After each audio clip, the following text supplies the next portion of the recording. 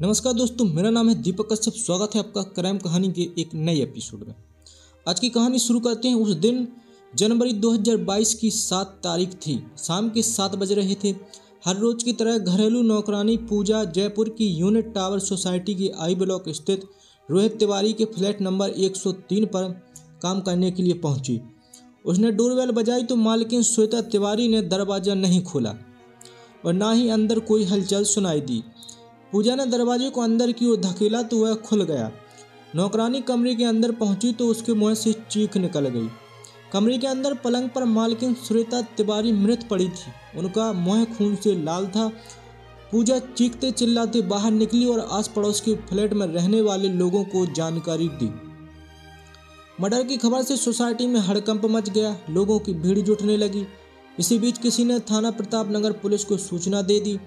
Society के flat में हत्या की सूचना पाकर प्रताप नगर थाना पुलिस प्रभारी पुलिस टीम के साथ मौके पर आ गए। उन्होंने यह खबर वरिष्ठ अधिकारियों को दी और पूछताछ में जुट गए। पूछताछ से पता चला कि जिस फ्लैट में मर्डर हुआ है उसमें रोहित तिवारी किराए पर रहते हैं। रोहित इंडियन ऑयल कारपोरेशन में सीनियर मैनेजर हैं और जयपुर एयरपोर्ट पर बतौर फ्यूल इंचार्ज तैनात हैं। मर्डर उनकी पत्नी श्वेता तिवारी का हुआ है। हत्या का मामला हाई प्रोफाइल था। सूचना पाकर पुलिस कमिश्नर आनंद श्रीवास्तव, डीआईजी सुभाष बघेल घटनास्थल पर आ गए। पुलिस अधिकारियों ने मौके पर फॉरेंसिक टीम तथा डॉग स्क्वाड टीम को भी बुलवा लिया। पुलिस अधिकारियों ने जयपुर एयरपोर्ट पर तैनात रोहित तिवारी को उनकी पत्नी श्वेता की हत्या सूचना दी तो कुछ देर में वह भी फ्लैट पर आ गए। रोहित ने फ्लैट के अंदर देखकर पुलिस अधिकारियों को बताया कि बेड पर पड़ी लाश उसकी पत्नी श्वेता की है, लेकिन उसके 21 माह के मासूम बेटे श्रीयम का पता नहीं है। लगता है हत्यारों ने श्वेता के हत्या के बाद श्रीयम का अपहरण कर लिया। रोहित की बात सुनकर पुलिस अधिकारी सन्न रह गए, क्योंकि अभी तक जानकारी हत्या की थी, लेकिन अब श्रीयम के अपहरण की बात सामने आई। पुलिस अधिकारियों ने हत्या और अपहरण के इस मामले को गंभीरता से लेते हुए घटनास्थल का बारीकी से निरीक्षण किया। कमरे के अंदर पड़े बेड पर 30 से 32 वर्षीय श्वेता तिवारी की लाश पड़ी थी। उसके सिर से खून रिस रहा था, जिससे उसका चेहरा खून से लाल था। उसका गला भी रेता गया था, सिर पर भी जख्म था। बेड पर खून से सना चाकू पड़ा था। बेड के नीचे अदरक कूटने वाली लोहे की मूसली पड़ी थी। बिस्तर भी खून से तरबतर था। खून की बूंदें दीवार पर दिखाई दे रही थी। कमरे में रखी प्लास्टिक टेबल पर चाय के 2 कप रखे थे, जिसमें कुछ चाय बची हुई थी। श्वेता का मोबाइल फोन भी गायब था। घटनास्थल का निरीक्षण करने के बाद पुलिस अधिकारियों ने अनुमान लगाया कि श्वेता का हत्यारा कोई करीबी रहा होगा, जिसके आने पर श्वेता ने दरवाज़ा खोला और उसे कमरे में बिठाकर चाय पिलाई। इसी बीच हत्यारों ने अदरक कूटने वाली मूसली से उसके सिर पर प्रहार कर उसे पलंग पर गिरा दिया। फिर चाकू से उसका गला रेता होगा। इसके बाद वह श्रीयम का अपहरण कर ले गया होगा। पुलिस ने हत्या में प्रयुक्त चाकू व मूसली को सुरक्षित कर लिया। फॉरेंसिक टीम ने भी घटनास्थल का निरीक्षण किया और दीवार, प्याले, फर्श और बेड से फिंगरप्रिंट उठाए। डॉग स्क्वाड टीम ने सुराग के लिए खोजी कुत्ते को छोड़ा। खोजी कुत्ता घटनास्थल को सूंघकर भौंकते हुए बाहर निकला और रोहित की कार के 2 चक्कर काटे। कुछ देर वह रोहित के आसपास भी मंडराता रहा। इससे टीम को रोहित पर शक हुआ, किंतु उसके खिलाफ कोई पक्का सबूत न मिलने से उससे ज़्यादा कुछ पूछताछ नहीं की गई। निरीक्षण के बाद पुलिस अधिकारियों ने मृतका श्वेता का शव पोस्टमार्टम के लिए जयपुर के महात्मा गांधी हॉस्पिटल भिजवा दिया। श्वेता तिवारी का मायका उत्तर प्रदेश के कानपुर शहर स्थित सर्वोदय नगर में था और ससुराल गांधीनगर दिल्ली में थी। रोहित ने फोन करके श्वेता की हत्या और मासूम श्रीयम के अपहरण की जानकारी अपने माता पिता तथा ससुराल वालों को दे दी। बेटी की हत्या की खबर पाकर श्वेता ने पिता सुरेश कुमार मिश्रा तथा उनकी पत्नी माधुरी मिश्रा घबरा गई। परिवार में कोहराम मच गया। वह अपनी बेटे शुभम और परिवार के अन्य सदस्यों के साथ निजी वाहन से जयपुर के लिए रवाना हो लिए। अब तक श्वेता की हत्या की खबर टीवी चैनलों पर भी प्रसारित होने लगी थी। वह मोबाइल फोन पर रास्ते भर हत्या की जानकारी लेते रहे। पुलिस कमिश्नर आनंद श्रीवास्तव ने हत्या और अपहरण के मामले को बेहद गंभीरता से लिया। उन्होंने 22 महीने के श्रीयम का पता लगाने के लिए शहर थाना प्रभारियों, 3 सीओ तथा पुलिस के जवानों को लगा दिया। भारी भरकम पुलिस फोर्स ने डीएसपी पूर्वी राहुल जैन तथा एसपी सतीश कुमार के निर्देशन में श्री एम की खोज आरंभ की। इस बारे में पुलिस ने तकरीबन 150 लोगों से पूछताछ की, दर्जनों संदिग्ध लोगों को हिरासत में लेकर उनसे कड़ाई से पूछताछ की, सैकड़ों संदिग्ध नंबरों की कॉल डिटेल्स निकलवाई। तकनीक का सहारा लिया गया, लेकिन श्री एम का कोई सुराग नहीं मिला और न ही श्वेता के हत्यारों का। पुलिस अधिकारी रात भर रोहित तिवारी के फ्लैट पर जुटे रहे। एसपी सतीश कुमार, एसपी अवधेश सिंह तथा सीओ संजय शर्मा अन्य पुलिस कर्मियों के साथ जांच में जुटे रहे। वह सीसीटीवी फुटेज खंगाल चुके थे और कमरे की हर चीज का निरीक्षण कर रहे थे। तभी रोहित तिवारी के मोबाइल फोन पर एक मैसेज आया। मैसेज देखकर वह चीख पड़ा, सर ये देखो, श्री एम की अभद्रता का अपहरणता का मैसेज आया है। उसने 30 लाख रुपए की फिरौती मांग की है। फिरौती का मैसेज मृतका श्वेता के मोबाइल नंबर से भेजा गया था। रोहित ने उसी नंबर पर कॉल लगाकर अपहरणकर्ता से कहा कि वह फिरौती की रकम देने को तैयार है, लेकिन पहले सीएम का चेहरा दिखाए। लेकिन फोन करने वाले ने चेहरा नहीं दिखाया और फोन डिस्कनेक्ट कर दिया। पुलिस अधिकारियों की समझ में नहीं आ रहा था कि अपहरणकर्ता को रोहित का मोबाइल नंबर कैसे मिला। क्या अपहरणकर्ता रोहित की जान पहचान का है? पुलिस अधिकारी अभी जांच कर ही रहे थे कि सुबह मृतका श्वेता के माँ बाप और अन्य परिजन रोहित के फ्लैट पर आ गए। श्वेता के पिता सुरेश कुमार मिश्रा तथा मां माधुरी मिश्रा ने आते ही एसपी सतीश कुमार को बताया कि उनकी बेटी की हत्या उनके दामाद रोहित ने की है। 5 जनवरी को मोबाइल रिचार्ज करवाने की बात को लेकर रोहित और श्वेता के बीच झगड़ा हुआ था। मारपीट करने के बाद रोहित ने उनके मोबाइल पर फ़ोन किया था। उसने गुस्से में कहा था, पापा जी हम बहुत परेशान हैं, आपको जितना रुपया चाहिए ले लो, लेकिन श्वेता को अपने साथ ले जाओ, नहीं तो मैं इसकी हत्या कर दूंगा। इस पर उन्होंने रोहित को समझाने का प्रयास किया तो उसने फ़ोन काट दिया। इसके बाद उन्होंने श्वेता को कॉल करके समझाया था कि लेकिन यह नहीं सोचा था कि रोहित हत्या कर ही देगा। रोहित जिस तरह से बार बार अपनी बेगुनाही का सबूत दे रहा था और हत्या के समय अपनी मौजूदगी ऑफिस में बता रहा था, उससे पुलिस अधिकारियों को उस पर शक बढ़ता जा रहा था। लेकिन जब मृतका की माँ बाप ने भी उस पर सीधे तौर पर हत्या का आरोप लगाया तो पुलिस का भी शक उस पर गहराने लगा। 8 जनवरी 2020 की दोपहर 3 बजे हल्ला मचा कि एक बच्चे का शव रोहित के फ्लैट की बाउंड्री वाला के पीछे झाड़ियों में पड़ा। पुलिस ने झाड़ियों से शव को बाहर निकाला। शव तौलिया में लिपटा था। तौलिया हटाया गया तो सभी आबक रह गए। शव श्री एम का ही था। उसकी हत्या गला दबाकर की गई थी। श्री एम का सिर भी कुचला गया था। जिस श्री एम को खोजने के लिए पुलिस के जवान पसीना बहा रहे थे, उसका शव उसी के घर के पीछे झाड़ियों में पड़ा था। नाती की लाश देखकर सुरेश कुमार मिश्रा और उनकी पत्नी माधुरी मिश्रा रो पड़ी। बेटे शुभम ने माँ बाप को धैर्य बंधाया। मासूम श्री एम की हत्या की जानकारी पाते ही पुलिस कमिश्नर आनंद श्रीवास्तव तथा डीएसपी राहुल जैन वहां पर आ गए। उन्होंने मौके पर मौजूद पुलिस अधिकारियों से कहा कि मां के बाद बेटे की हत्या दिल को झकझोर देने वाली है। ऐसे क्रूर हत्यारों को बहुत जल्द से जल्द सलाखों के पीछे देखना चाहते हैं। इसके बाद उन्होंने श्री एम का शव भी पोस्टमार्टम के लिए महात्मा गांधी अस्पताल भेज दिया। भारी पुलिस सुरक्षा के बीच 3 डॉक्टरों के एक पैनल ने श्वेता और उसके मासूम बेटे श्री एम का शव का पोस्टमार्टम किया। पोस्टमार्टम के बाद दोनों शव मृतका के माता पिता को सौंप दिए गए। सुरेश कुमार मिश्रा बेटी श्वेता नाती श्री एम के शव सर्वोदय नगर कानपुर स्थित अपने घर ले गए। वहां भैरव घाट पर उनका अंतिम संस्कार कर दिया गया। अंतिम संस्कार का दृश्य बड़ा ही हृदय विदारक था। शव यात्रा के समय 22 महीने के श्री एम का शव श्वेता की गोद में था। ठीक इस तरह उन्हें चिता पर लेटाया गया। श्वेता का एक हाथ बेटे के ऊपर था, ठीक वैसे ही जैसे कोई सो रही माँ अपने बेटे को अपनी बाहों की सुरक्षा देती है। भैरव घाट पर जिसने भी यह दृश्य देखा उसका कलेजा फट गया, लेकिन तो अपनी आंखों से आंसू नहीं रोक सके। उधर डबल मर्डर की गुत्थी सुलझाने के लिए जयपुर पुलिस अधिकारियों ने मृतका के पति रोहित तिवारी पर शिकंजा कसा और उससे सख्ती से पूछताछ की। पुलिस अधिकारी उससे एयरपोर्ट ले गए और घटना वाले दिन यानी 7 जनवरी की सीसीटीवी फुटेज खंगाली। पता चला कि उस रोज रोहित तिवारी 9 बजे एयरपोर्ट पहुंचा था और पत्नी की हत्या की सूचना मिलने के बाद एयरपोर्ट से घर को निकला था। फुटेज से यह भी पता चला कि रोहित घटना के समय वहां एक बैठक में मौजूद था। उसके मोबाइल की लोकेशन भी दिन भर एयरपोर्ट पर ही मिली। सारे सबूत रोहित के पक्ष में जा रहे थे, जिससे पुलिस उसे गिरफ्तार नहीं कर पा रही थी। पुलिस अधिकारियों को पक्का यकीन था कि दोहरी हत्या में रोहित का प्रत्यक्ष या अप्रत्यक्ष हाथ हो सकता है।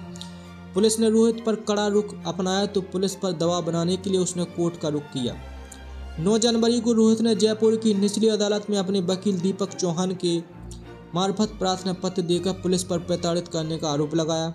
कोर्ट ने इस मामले में प्रतापनगर थाना प्रभारी को 10 जनवरी को प्रकरण से जुड़े तथ्यों के साथ उपस्थित होने का आदेश दिया। रोहित की इस कार्रवाई से पुलिस बौखला गई। जिस मोबाइल फोन से रोहित के मोबाइल पर मैसेज किया गया था, पुलिस ने उस मोबाइल फोन की जांच में जुट गई। जांच से पता चला कि श्वेता अपने मोबाइल फोन में पैटर्न लॉक लगाती थी जिसे कोई दूसरा नहीं खोल सकता था। इसका मतलब मैसेज करता था। श्वेता का सिम निकालकर किसी दूसरे मोबाइल फोन पर जिससे कोई दूसरा नहीं खोल सकता था। इसका मतलब मैसेज करता ने श्वेता का सिम निकालकर किसी दूसरे मोबाइल में डाला था। मैसेज करते समय इस मोबाइल फ़ोन की लोकेशन जयपुर के सांगानेर की मिली। पुलिस फोन के IMEI नंबर के सहारे उस दुकानदार तक पहुंची जहां से वह हेडसेट खरीदा गया था। वहां से मोबाइल खरीद कर के बारे में जानकारी नहीं मिली तो उस फ़ोन के IMEI नंबर को ट्रेस कर पुलिस मैसेज करता तक पहुंच गई। पुलिस मैसेज करता को उसके घर से पकड़कर थाने ले आई। उसने अपना नाम सौरभ चौधरी बताया, निवासी भरतपुर राजस्थान तथा हाल पता सांगानेर बताया। उससे जब श्वेता उसके मासूम बेटे श्रीयम की हत्या के संबंध में पूछा गया तो उसने ऐसा कुछ करने से इनकार कर दिया।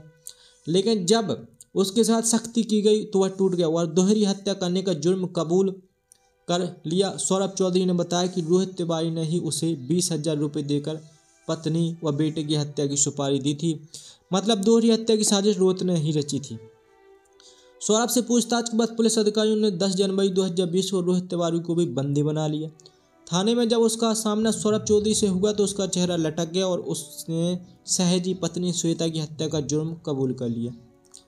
डबल मर्डर के हत्यारों के पकड़े जाने की जानकारी पुलिस कमिश्नर आनंद श्रीवास्तव और DSP राहुल जैन को हुई तो वह थाना प्रतापनगर आ गए। उन्होंने आरोपियों से पूछताछ की, फिर प्रेस वार्ता कर घटना का खुलासा कर दिया।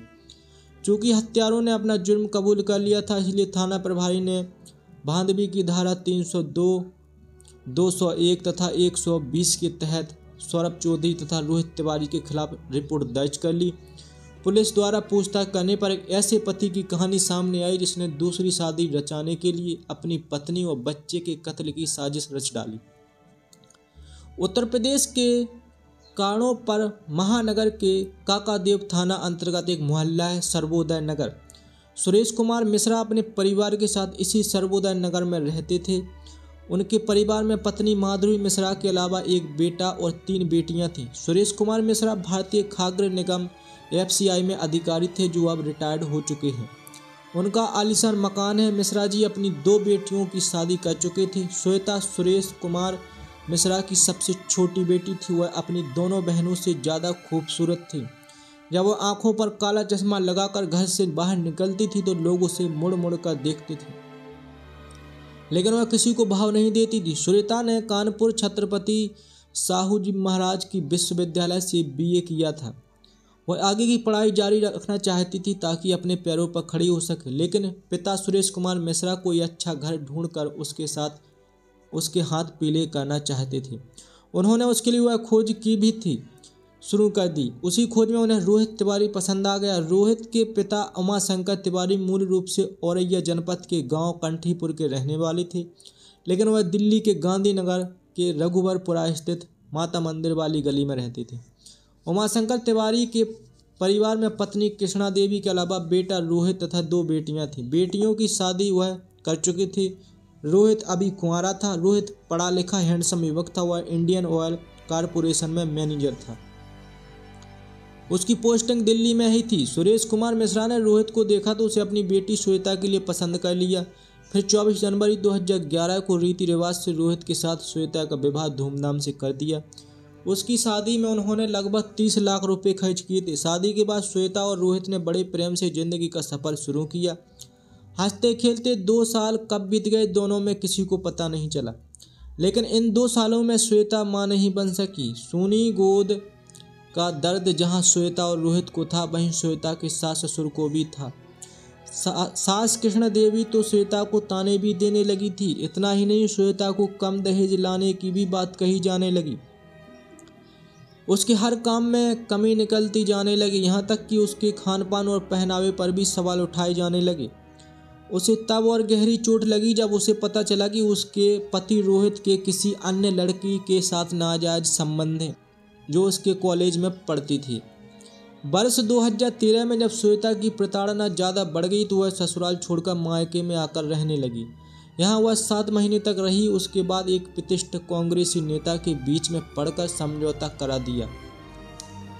उसके बाद सुरेश कुमार मिश्रा ने श्वेता को ससुराल भेज दिया। ससुराल में कुछ समय तक तो उसे ठीक से रखा गया, लेकिन उसे फिर से प्रताड़ित किया जाने लगा। माँ बाप की नुक्काचीनी पर रोहित उसे पीट भी देता था। कृष्णा देवी तो सीधे सीधे उसे बांझ होने का ताना देने लगी थी।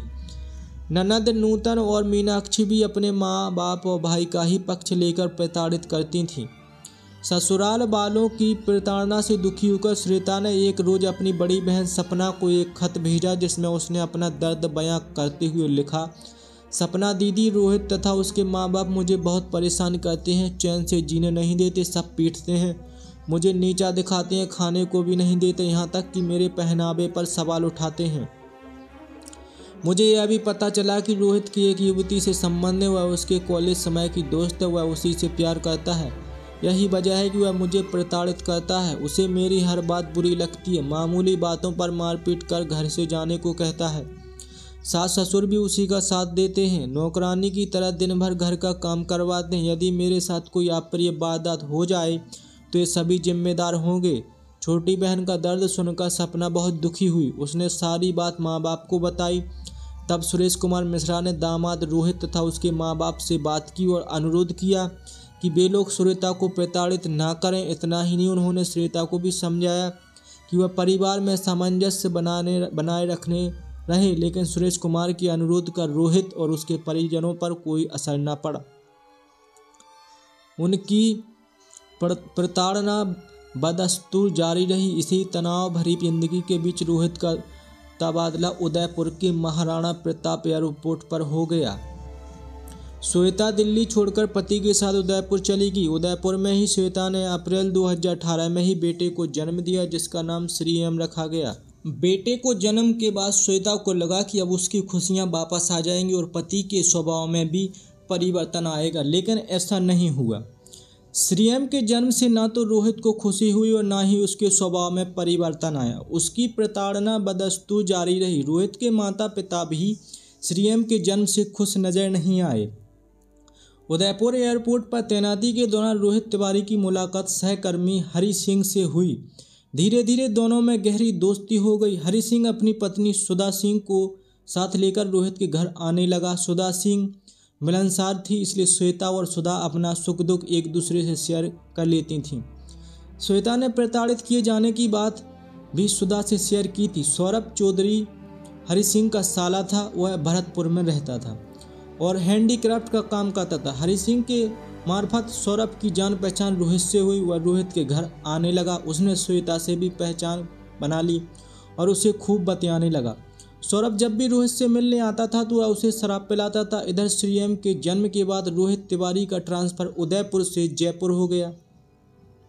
जयपुर में रोहित ने प्रतापनगर थाना क्षेत्र के जगतपुरा में स्थित unit power sector 26 I block में फ्लैट संख्या 103 किराए पर ले लिया और पत्नी श्वेता तथा बेटे श्रीएम के साथ रहने लगा।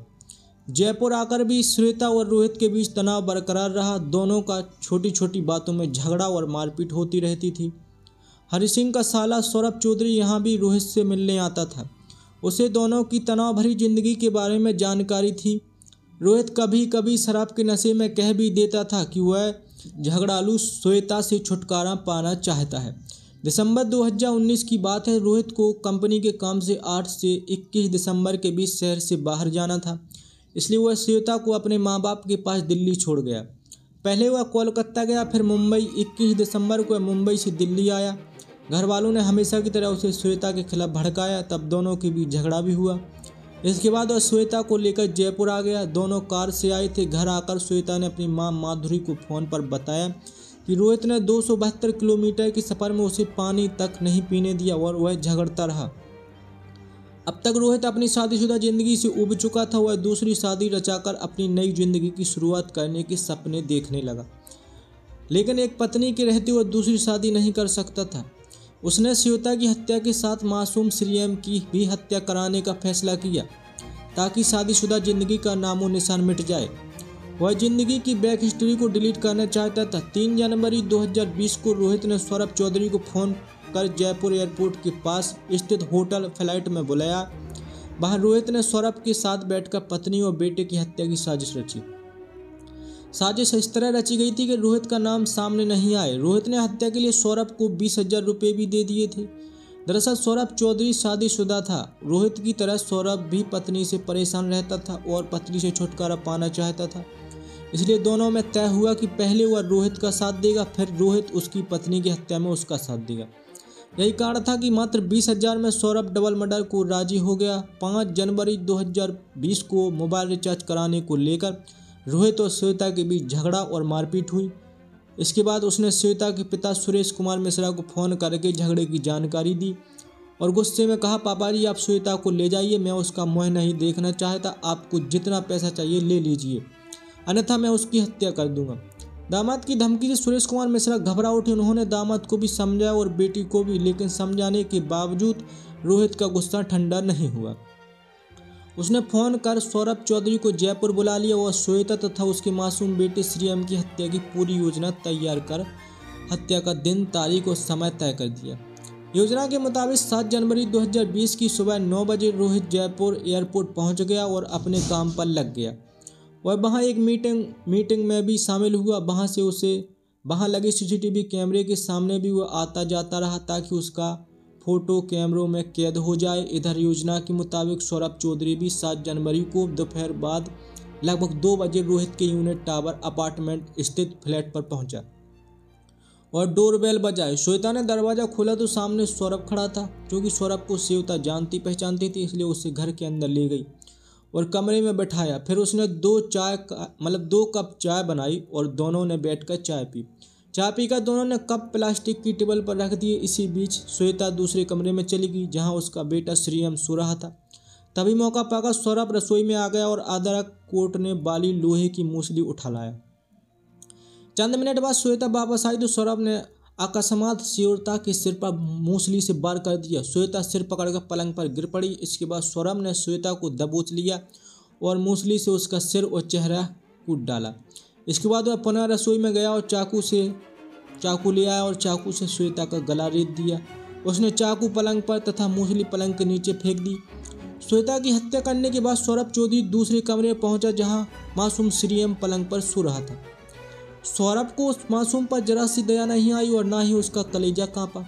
उसने श्रीएम को गला दबाकर मार डाला तथा उसको सिर पर भी कोट डाला। इसके बाद सौरभ ने उसका शव तौलिए में लपेटा और बाउंड्री वॉल के पीछे झाड़ियों में फेंक दिया। श्रीएम का शव ठिकाने लगाने के बाद उसने फिर से कमरे में आकर श्वेता का मोबाइल फ़ोन अपनी जेब में डाला और मुँह पर कपड़ा ढककर फ्लैट से निकल गया। बाद में उसने श्वेता का मोबाइल फ़ोन तोड़कर सांगानेर से शिकारपुरा की ओर बहने वाले नाले में फेंक दिया और दूसरा फ़ोन खरीदकर फिरौती के लिए रोहित को मैसेज भेजा। इधर शाम 4 बजे नौकरानी काम करने फ्लैट पर आई तब घटना की जानकारी हुई। इसके बाद तो कोहराम मच गया। थाना प्रतापनगर पुलिस को सूचना मिली तो पुलिस मौके पर पहुंची। 11 जनवरी 2019 को पुलिस ने अभियुक्त रोहित तिवारी तथा सौरभ चौधरी को जयपुर कोर्ट में पेश किया और सजा हो गई।